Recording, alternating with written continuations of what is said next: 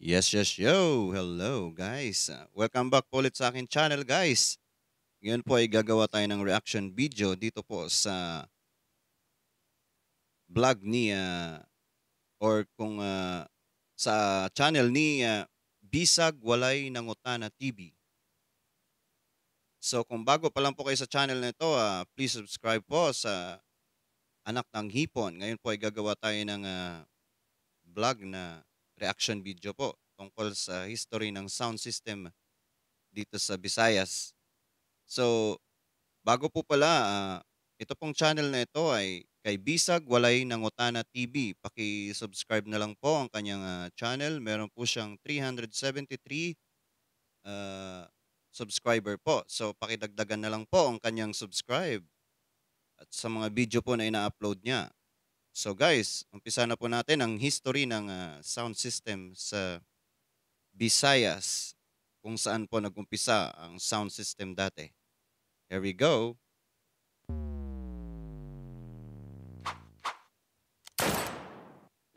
Ano nga ba talaga ang battle of the system sa Visayas?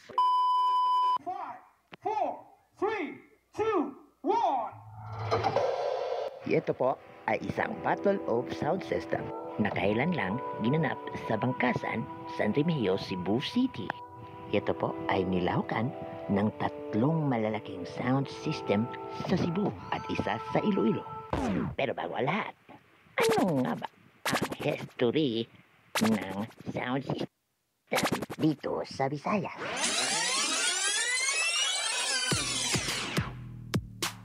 Alam naman nating lahat na tayong mga Pilipino ay mahilig sa musika. Lalo na't pinapatugtog ang paborito mong musika. Dito kasi sa Visayas, gusto naming mga Bisaya na... Alam niyo ba na matagal na rin ang snare, diba? At ang mga speaker niya ay naglalaro lamang hanggang sa 50 to 100 watts. At ang Grabe dati, no? 52. amplifier naman ay eto. At naglalaro lang hanggang sa 150 watts. Okay. Galing Dito naman tayo sa 70s at 80s. Sa panahon ito ay medyo nag-level up na. Eto yun, no? Wow! Ang mga speakers nito ay mayroon ng 15 inches. At ang wattage naman ay umaabot hanggang 300 watts. Wow! Nag-level up din ang mga amplifier nito kasi umaabot na ito hanggang 1,000 watts. At sa panahong ito ay mayroon na rin mga bass boosters. At sa panahong ito, wala pang disco. Merong disco pero ang tawag dito ay baile. At Yun guys, kung sa probinsya, kung mga nasa probinsya kayo, alam na alam natin yan, yung baile. Yung may mga basket-basket na tinatawag sa Visayas. Kasi kung hindi nyo pa natatanong guys, kasi nasa Panay area po ang aking probinsya.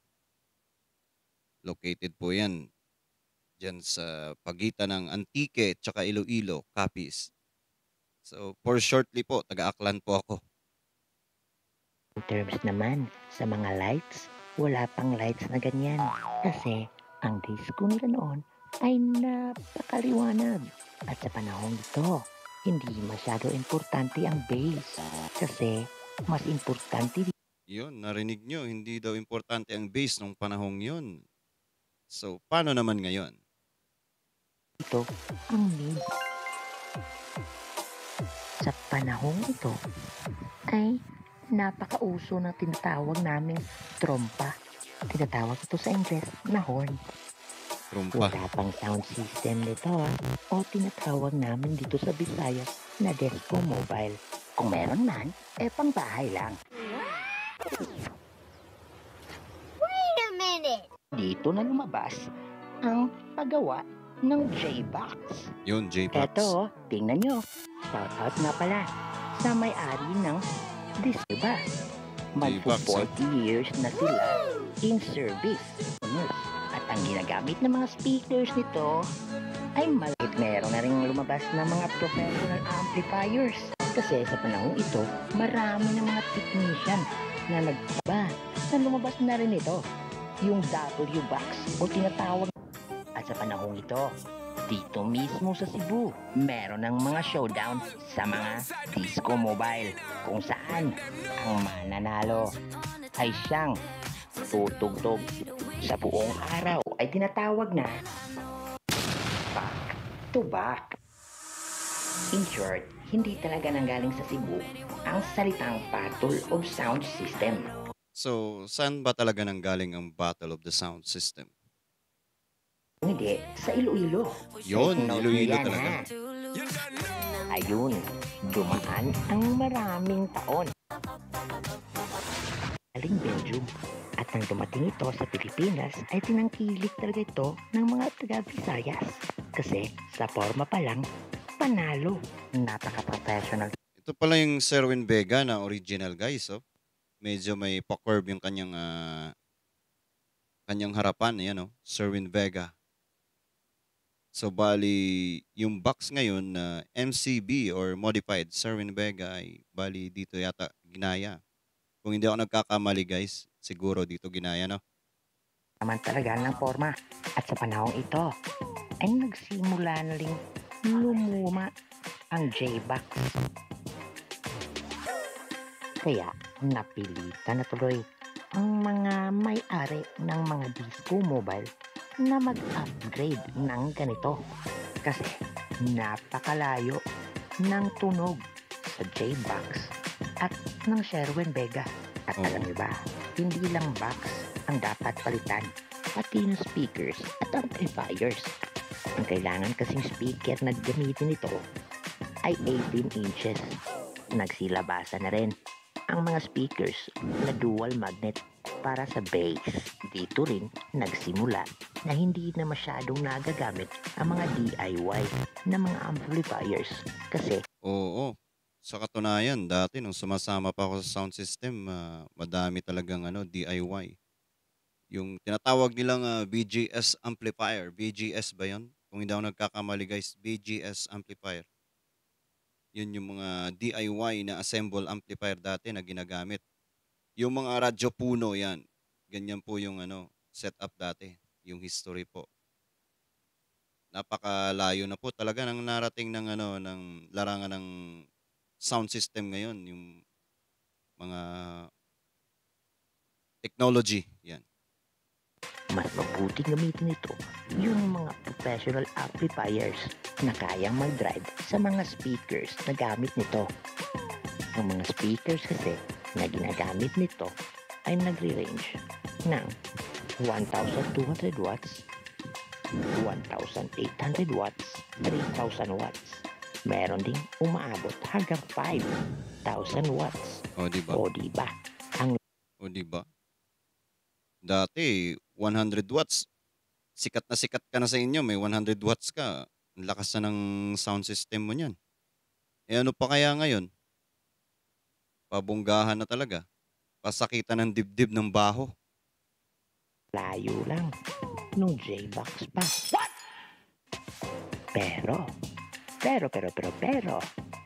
hindi masyadong nagtagal ang pamamayagpag ng Sherwin Vega.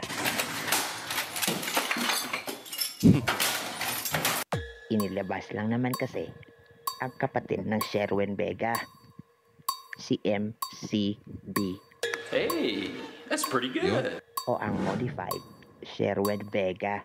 Marami kasi itong klase na nakadepende sa laki ng speaker. Merong D12, D15, D18 at ang pinaka-latest D21 sa Iloilo. At dito na rin nagpapatala Yan, shoutout nga pala sa mga Ilonggo dyan na talagang diehard, o mga sounds addict dyan sa sound system. Shawi nga pala dyan, shoutout. Kudos sa mga Iloilo na talagang promotor dito sa sound system na to na sumisikat ngayon sa social media na maraming sari-saring setup, palakasan, battle of the sound. Yan na po ang pinaka-addicted dito sa Pilipinas, yung lugar dyan sa Visayas, sa Iloilo nga po, ang sentro ng sound system na palakasan po talaga. Malupit ang mga Ilonggo. Basta Ilonggo, gwapo. The best. buga ang lahat ng mga professional amplifier sa Pilipinas. Kasi ang mga power amplifiers na ginagamit na nito ay sumusobra na sa 20,000 watts. At ang mga speakers naman ito Makin mo yan, 20,000 watts. Umpisa tayo yung kaninang sinabi niya, 50 watts to 100 watts. So, ang layo ng diferensya, no? Noon hanggang ngayon, mula noon hanggang ngayon na narating ang technology na ito. Napakalupit. 20,000 watts. Amakin mo yan? ay may sukat na 21 inches. At ang magnet ng mga speakers ay umaabot lang naman ng 4 hanggang 5. Kaya yan ang tinatawag na battle knockdown. Hindi ito nawawala sa bawat battle of the sound system. Diyan kasi natin makikita kung sino pinakamalakas na sound system. Hanggang sa nahumaling na rin ang mga taga Cebu sa ganito. Yan, kudos din sa mga taga Cebu dyan. Shout out, mga Cebuano na mahilig din sa sound system. Pumapangalawa kayo sa mahihilig din sa sound system sa Pilipinas or sa Visayas area. Shout out. Alala lang po, ang Battle of Sound System ay isang entertainment lamang.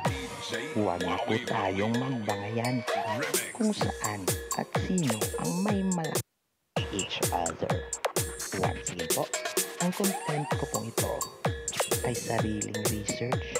So, pasupport po para sa mga ganitong video.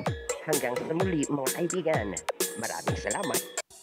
Yon, napanood natin yung video ni Bisag Walay ng Utana TV. So, history ng sound system sa Visayas, yun po ay ang tinatawag na battle and kung ano po yung ini-start niya, kung ilang watts hanggang ngayon. So guys, kung bago ka pa lang po sa channel, hanggang dito na lang po yung ating reaction video. Kung bago ka pa lang po sa aking channel, please subscribe to my channel. Hit na notification button para po sa ating videos na i-upload kagaya nito. Tutorial and reaction video po. Gumagawa rin po ako ng tutorial at reaction video. So guys, bago po makalimutan, paki-subscribe na rin po si Bisag Walay ng Utana TV. 373 subscriber po siya. So guys, without further ado, ingat po tayo palagi and God bless. Peace.